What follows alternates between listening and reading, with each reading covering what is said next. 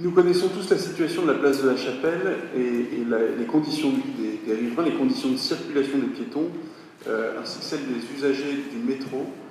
Depuis plusieurs années, l'espace public est cannibalisé par les vendeurs à la sauvette et par les trafiquants en tout genre, et les violences y sont quotidiennes ou quasi quotidiennes. Le climat d'insécurité est tel que beaucoup d'habitants ont adopté des stratégies d'évitement.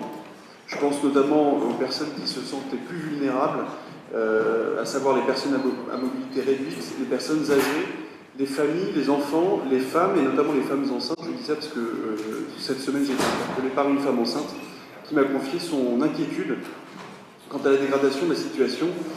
Il était difficile d'imaginer que la situation soit pire. Or, avec les travaux d'aménagement du square Louise de Marillac et de la station de métro, la situation est devenue insupportable, ou du moins plus insupportable qu'elle ne l'était. Les facteurs de nuisance, les éléments perturbateurs sont tout aussi nombreux, mais l'espace public disponible, quant à lui, a été considérablement réduit.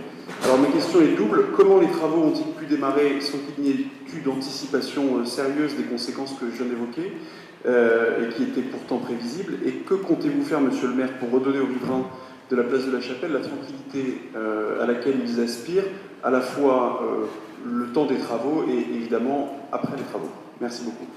Prévus en ce début d'année sur la place de la Chapelle, les travaux de la RATP, donc ces travaux de peinture ont nécessité, et c'est pour ça que j'ai été interpellé moi aussi, ils ont nécessité la protection des riverains par la pose d'un tunnel éclairé qui a connu malheureusement des dégradations, et on a toujours des réunions, sans cesse des réunions, et en particulier vendredi matin dernier, j'étais à 8h avec la RATP et la DVD pour régler ce problème. De même, les cheminements piétons, et vous avez raison d'en parler, ont été améliorés très récemment avec la suppression de différentes barrières, augmentant la visibilité et diminuant ainsi le sentiment d'insécurité.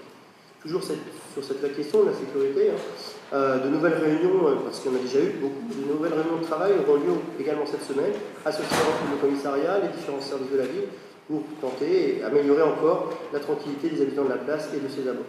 Donc c'est quelques éléments que je voulais vous apporter par rapport à votre question de ce soir.